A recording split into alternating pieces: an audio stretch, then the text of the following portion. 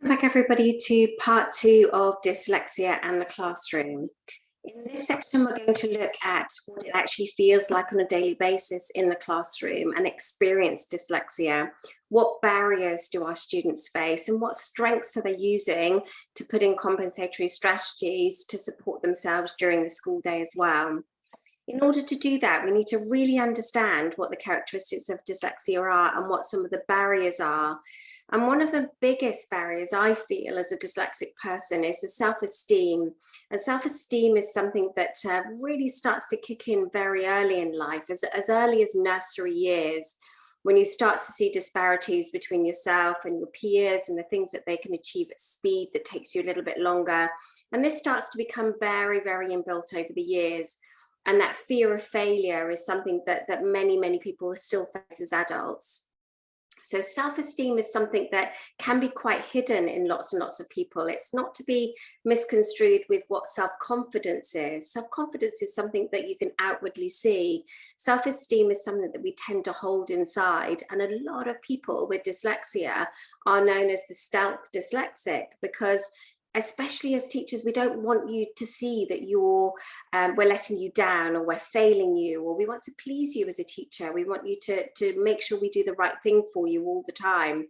So many occasions you would find that very well-behaved child at the back of the class, who seems to be getting on, who seems to be managing very well, may actually be hiding how they're feeling. And it's that really typical iceberg effect here.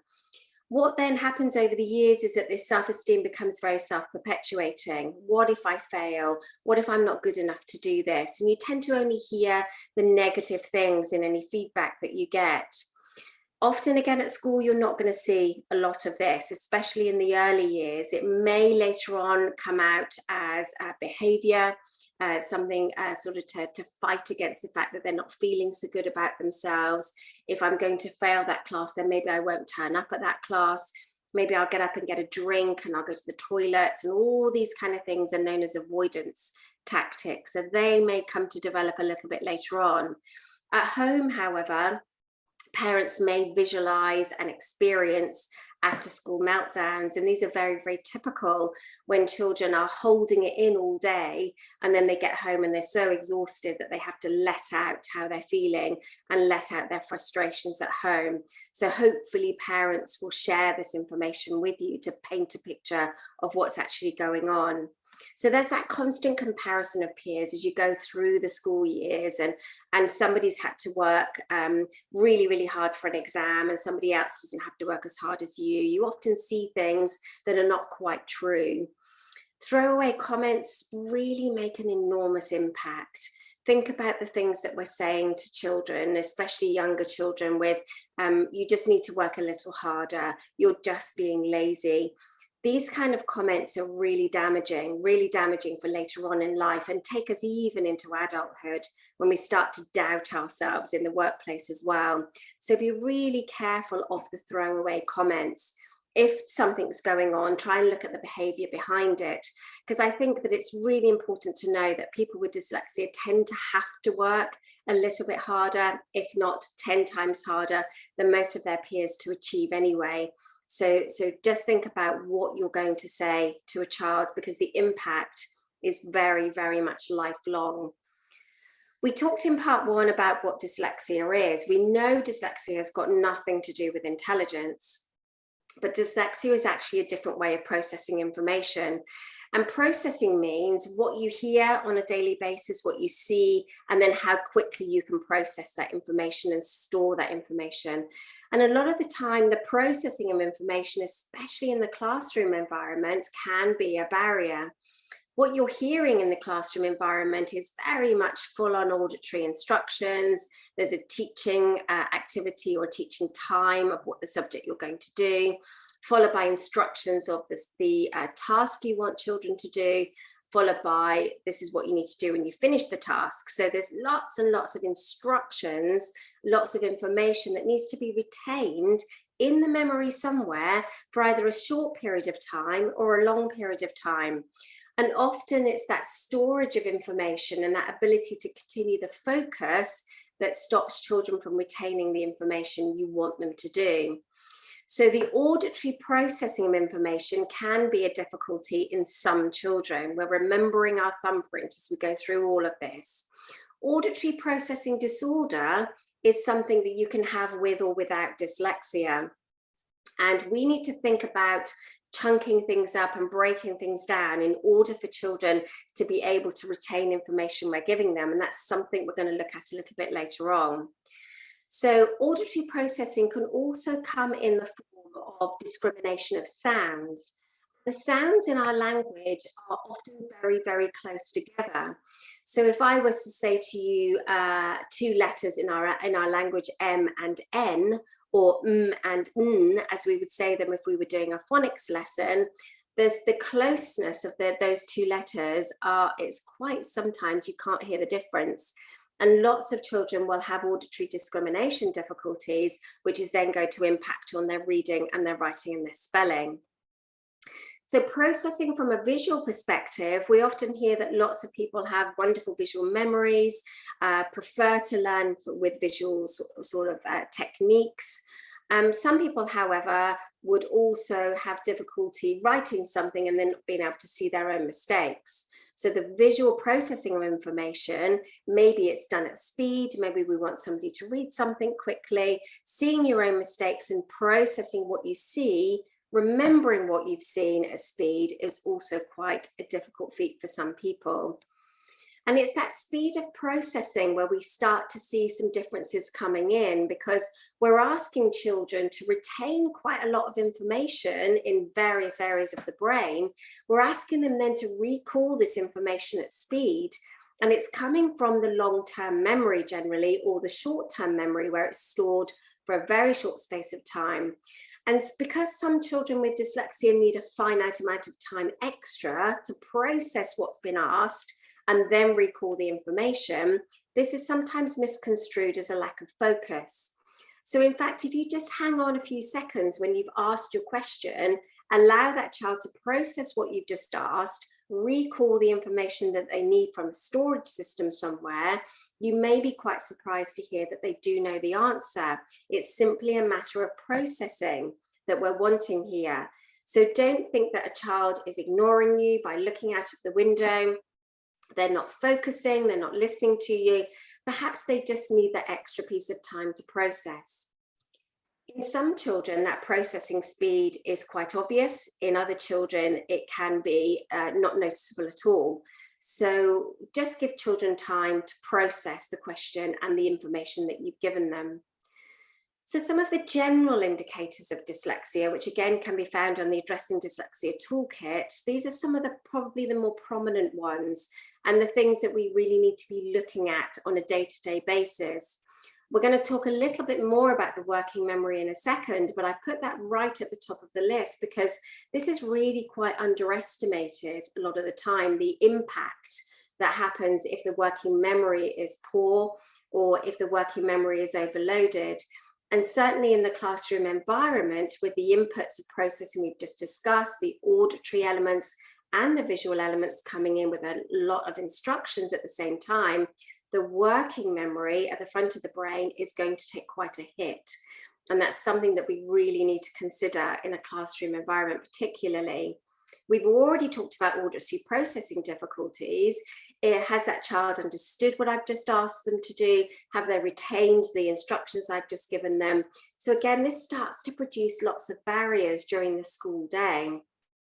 That processing speed delay, that slower processing speed that is something that can develop and grow as we get older, but in the early years really does need some support.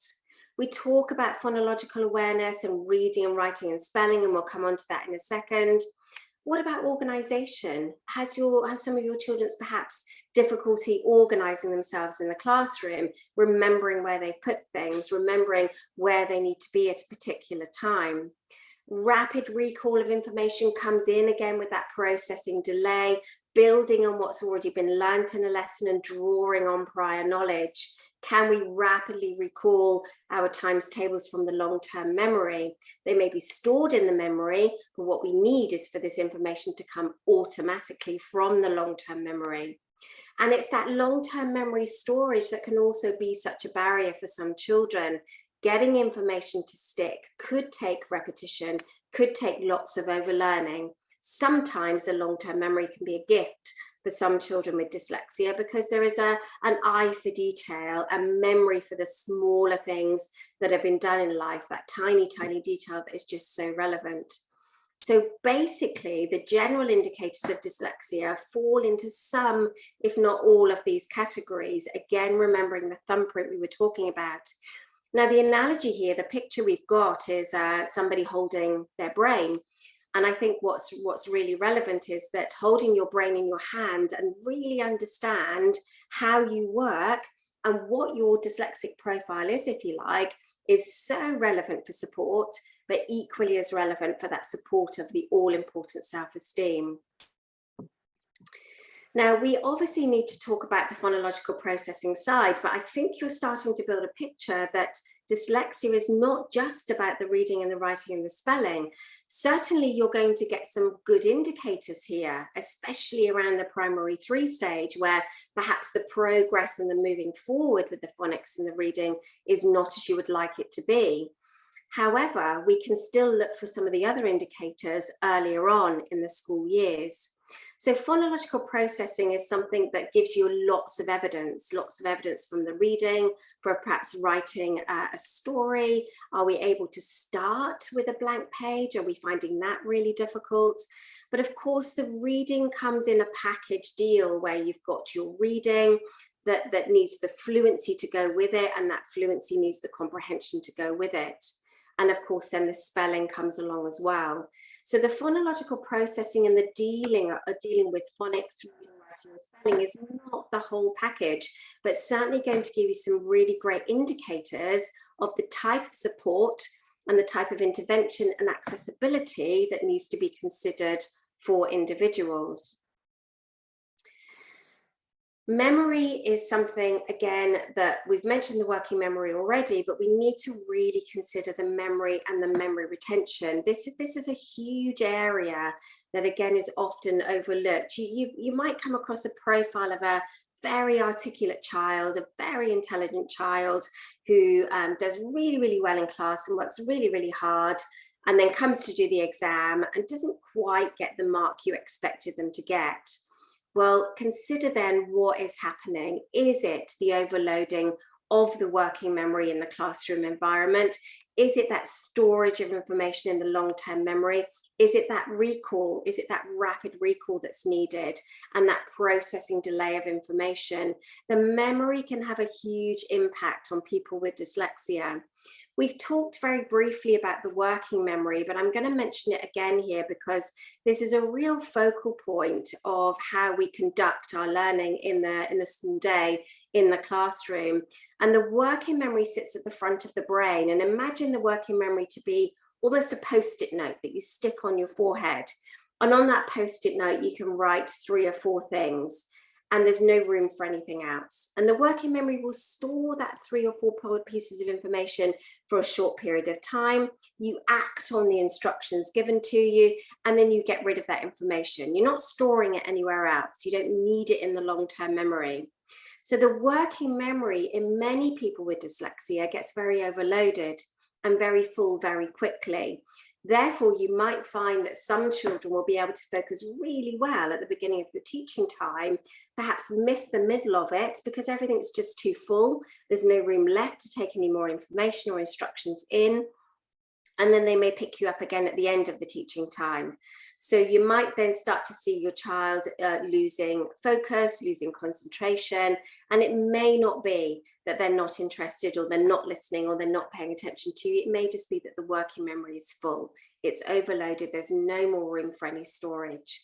The long-term memory is like a library. It sits at the back of the brain. This is somewhere where we store things that we need for life, something like times tables, months of the year, information that we need to draw upon to reach the next level of our learning, bringing back prior knowledge of learning to build on, as in maths, literacy, whatever it might be. So the long-term memory for some children can be very difficult to store information in there. And that's why we bring in this sort of method of multisensory support, which we're going to talk about later on. Memory is also about organization, that the dyslexic brain can be very creative, can have lots and lots of wonderful ideas. And when we're listening to somebody in a conversation, we've got to take in what they've said to us, organize the ideas in the brain, and then come back with a response. So sometimes you might find a little bit of disruption there, that actually you're not following the thread of my conversation, you're not following the thread of the story that you're writing. And it's not because the ideas aren't there, it's not because the thought process isn't there, it's because the ideas are just a little bit disorganized. So support with organization of inputs, processing of inputs is really, really vital. We've talked about recall of information and speed of recall. We know that some children need that extra time to recall what they've learned, to have some form of trigger, maybe it's a visual trigger, to remind them of what they learned the day before or the week before, or even for exams.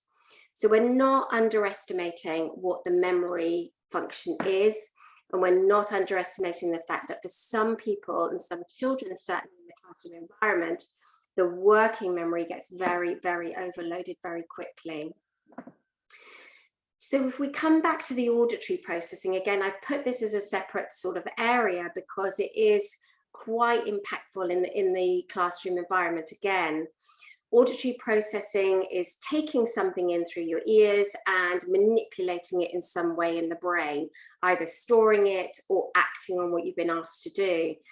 And you may find that some children with dyslexia find it very difficult to follow instructions. And if you give 1, 2, or 3 instructions, 3 may be too many, 2 may be too many for some children. So that following of instructions, that's very important in order to get the day in a productivity kind of way, get things done. It's important that we break those instructions down. And again, we're going to look at that in the support in section 3. But some children will have difficulty following instructions. And on the other side of the auditory processing is that sound discrimination. I've worked with lots and lots of children who find it very difficult to discriminate sounds. And it takes a lot of practice, a lot of rehearsal, looking at the shape of the mouth, using mirrors, using phonic phones to be able to just isolate sounds. And it's important that we do that in order to then make that sound to letter connection. But if the sound discrimination, which has got nothing to do with the hearing ability, is a difficulty, then it's going to start affecting reading, writing, spelling, especially as you move up throughout the school. What it gives you then, of course, is this lack of automaticity, this lack of ability to recall sounds and spellings and words at speed from the long-term memory. So what children then tend to do, because they can't perhaps keep up with the spelling process or the sounds that you're learning in the classroom, is that many children start to find alternative pathways to compensate for the inability to discriminate sounds and the inability to spell and read some words. And these alternative pathways or these compensatory strategies that children start to come in turn into bad habits. And these habits and these pathways then become less efficient over time as print becomes more dense, as spelling and reading becomes more complex. So with all this in mind, the classroom starts to become a barrier. And I think at this point, we need to sort of take stock of how wonderful it is that your students are still coming back every day and they're finding methods of supporting themselves, and they have their trust in you to help them through all of these barriers. And I think identifying which barrier is relevant is just so important. And children start to then look for other ways of supporting themselves in order to keep up with their peers, in order to keep on persevering, and that determination that we talked about in part 1. So in that barrier bubble, if you like, is that working memory, which we've talked about. The processing overload, the visual and the auditory processing overload of all the inputs going on around the classroom, maybe exterior noises, lots of visual inputs, visual stimulations in the classroom as well. We know that recalling at speed for some children is very difficult. Automatic reading, automatic spelling can take a very long time and lots of years to develop. The long-term memory retention of facts, perhaps some children can remember it one day and the next day they can't remember, because we need that overlearning and that repetition. Some children will find it very difficult to make links between learnings, and that's something that you can bring in to the strategies when you're teaching as well. The focus we've talked about, and really just retraining our minds to understand that that lack of focus and that lack of are you looking in the right direction doesn't always mean that they're not focusing, that they're not listening. They're just processing everything and trying really hard to retain everything that's going on. Are you seeing difficulties with organisation? Are there PE kits going missing? Are trays a mess? Are coats not quite there? Are we able to organise our ideas to structure that story without support perhaps?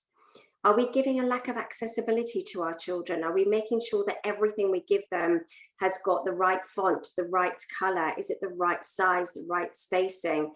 Do they need some form of computer support? So children then, because of all of these barriers, and maybe others specific to children as well in here, you constantly then start to find alternative routes to support yourself. That then impacts on the self-esteem, which is one of the first barriers that we talked about.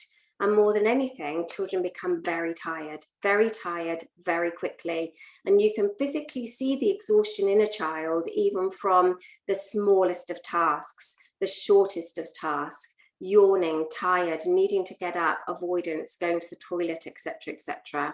That exhaustion, again, cannot be underestimated. And it's there for a reason. Children are working really, really hard every day in the classroom. So I want to take you back to school for a moment now, to take you back to school as a student. And we're going to do a little activity where you're going to experience really all of those characteristics we've just talked about. And this is a copying from the board activity, which I'd like to have a go at home just now. This is a little bit of a difference. It's going to simulate just being dyslexic in a classroom environment with a processing overload and a working memory overload. And I want you to copy down on here what you can see on a piece of paper. Every time you see the letter A, I want you to change it to an @ sign. Every time you see a P, I want you to change it to a $sign. And every time you see a letter D in the text, I want you to change it to an and sign. So if you could have a go at that at home just now, that would be great. Start writing what you see on the board. And what I'm going to do is bring in all the other characteristics that we've just talked about, so you can feel the overload, if you like, the processing overload that's experienced on a daily basis by children in the classroom. And I'm going to talk over the top of you while you're writing. So while I'm talking, carry on writing. And I'm going to overload your working memory. So at this moment in time, you're being asked to deal with a lot of skills that you're maybe having to compensate for.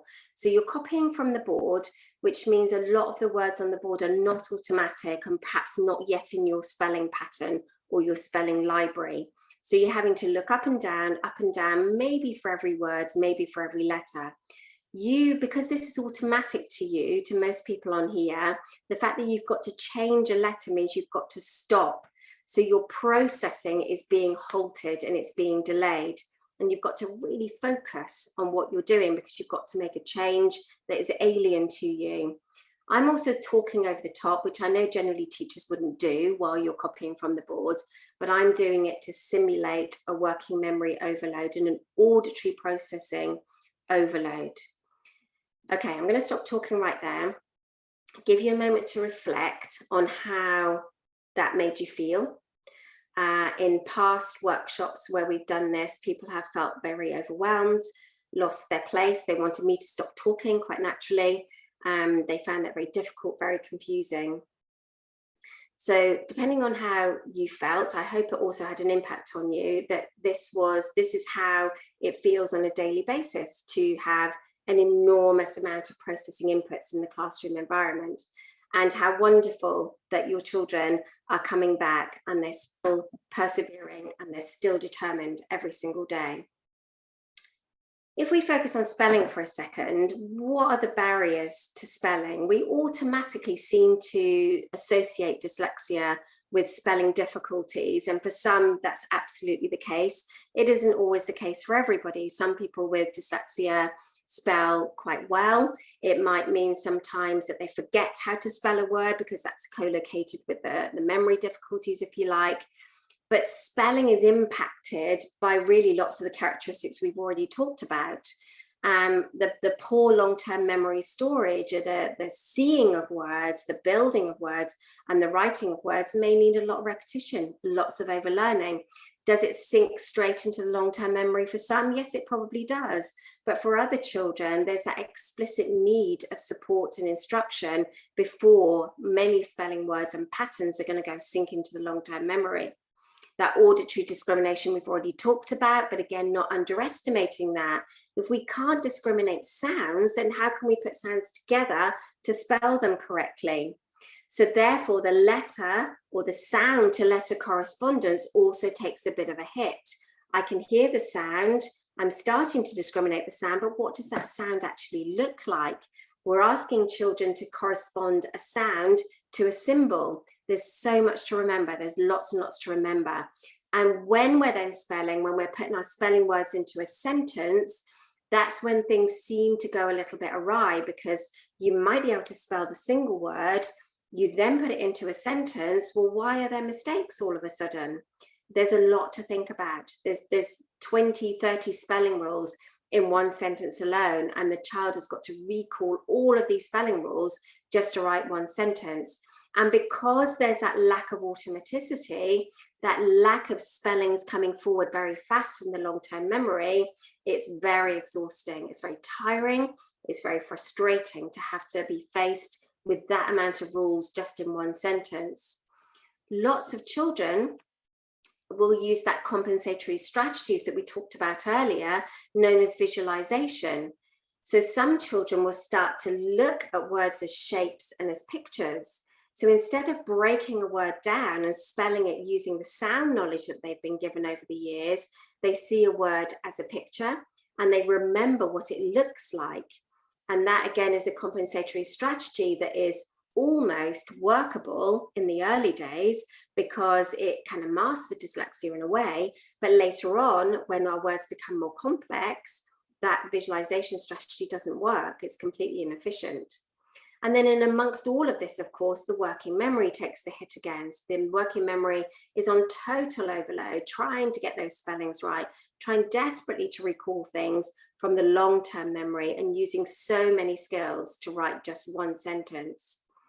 You may also find that some children will write something very beautifully and lots of lovely sentences and actually are actually unable to see their own errors. So there's a weakness in the visual processing domain there. Yes, I've written something, it looks perfect to me, but actually they may not be able to see their own errors. So what we don't want to be doing is sending children away to go and find their errors and correct their errors. We need to show them their errors and show them what you want to correct, because the visual processing weakness may not allow them to do that. So when we move on to reading, I think what we've got to understand here is that there was never a function born in the brain to allow us to read. So we were never born wired to read. Reading has to be taught. It's a skill that has to be built up over a number of years and a number of certain sort of areas and topics in order to get there. We know to get to the final goal of comprehension in reading that we need to do phonological awareness, we need to do phonics. There's lots and lots of skills intertwined into learning how to read. So for some children, of course, reading will just move forward quite naturally. They will learn what the teacher has taught them in the lessons, and they will build a reading highway. So for some of you on here who read automatically or read with automaticity, you would read the sentences or two sentences in front of you now, probably without any form of delay at all. So you're reading this because all of these words at some point have been stored into your long-term memory. So therefore you are reading with what's known as automaticity. You are just recalling the words and reading it quite naturally. For some children with dyslexia, that doesn't happen all the time. So sometimes children read letter by letter, word by word, and that's really quite frustrating. So I'm going to give you just a couple of minutes to have a go at this at home.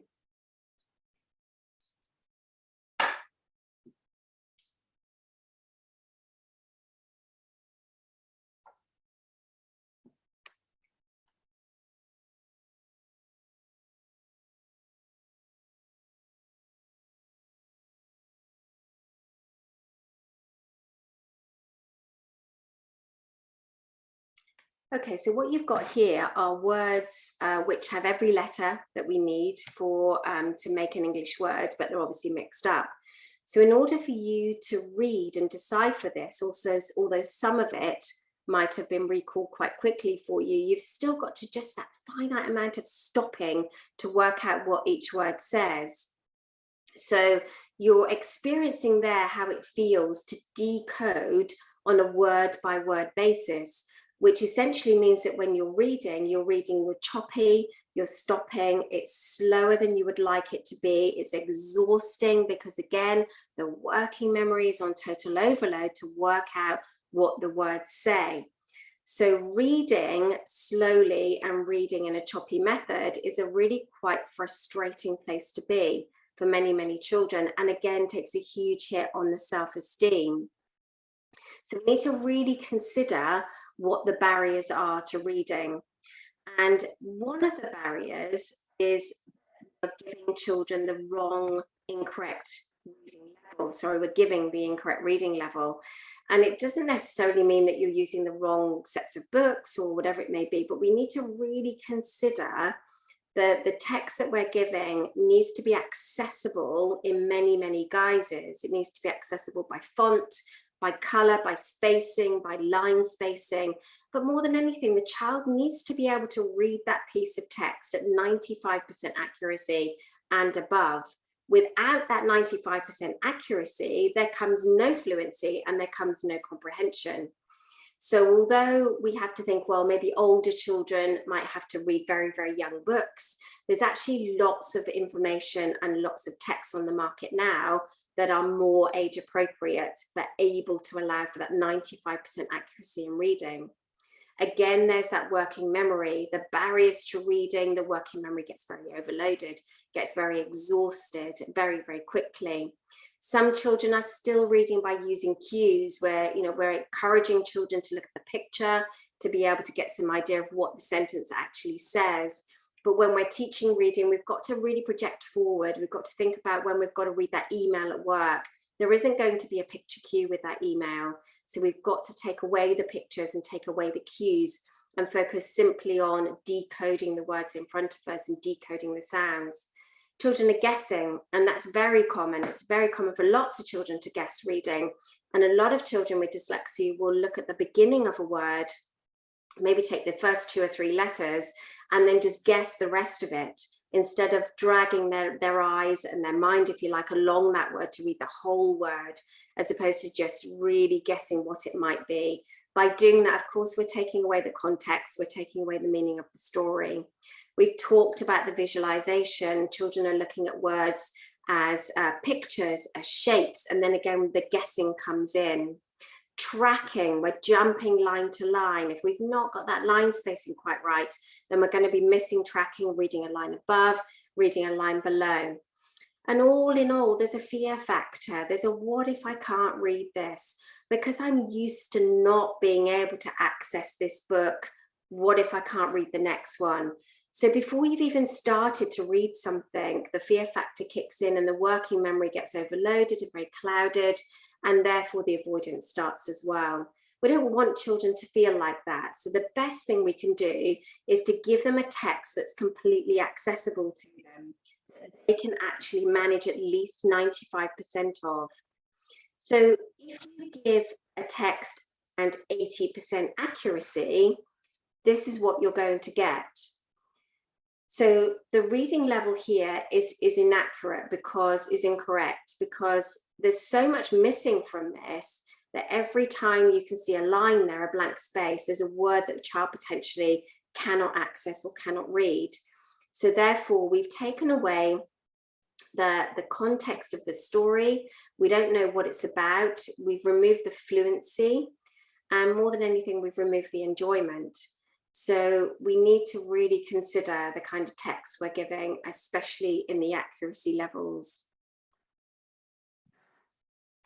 We talked a little bit about reading by visualization, and you probably noticed or met lots of children who have a wonderful, fantastic visual memory and can recall things like it's called an episodic memory, things that they did as a child, I saw this, there was a green door in the hotel room that I stayed in. And this tiny, tiny eye for visual detail is really incredible and a definite strength to be used in the future for some people.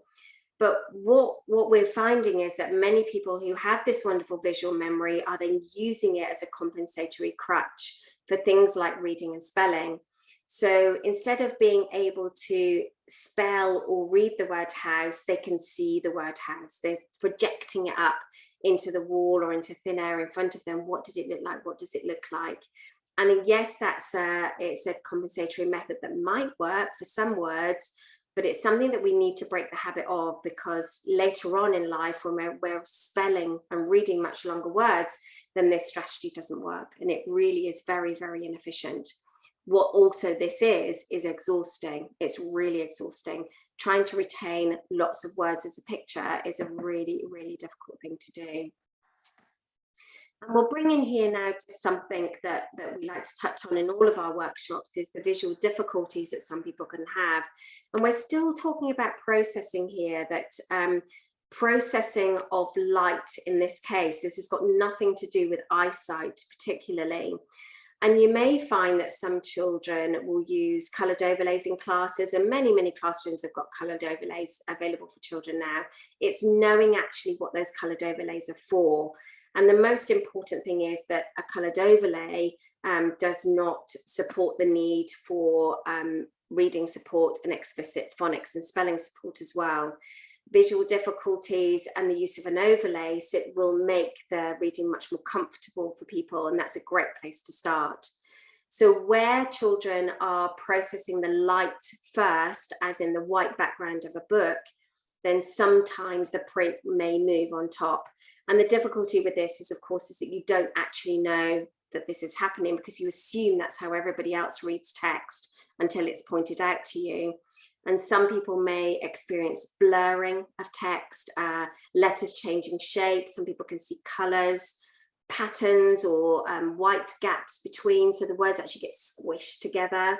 And a lot of children will use their finger to press underneath to try and keep the words to sit still. And of course, then you become very tired. And some children may experience headaches, dizziness, all of these things that can go with it. So having some overlays on hand is a great thing to have in the classroom. Knowing what they're for is also really relevant. Also knowing that not everybody with dyslexia needs the use of a coloured overlay. Only really the person themselves can tell you about that. Okay, so we've come to the end of part 2 now. So you're encouraged again to take another quick coffee break or a quick break. And then when you're ready, come and have a look at part 3.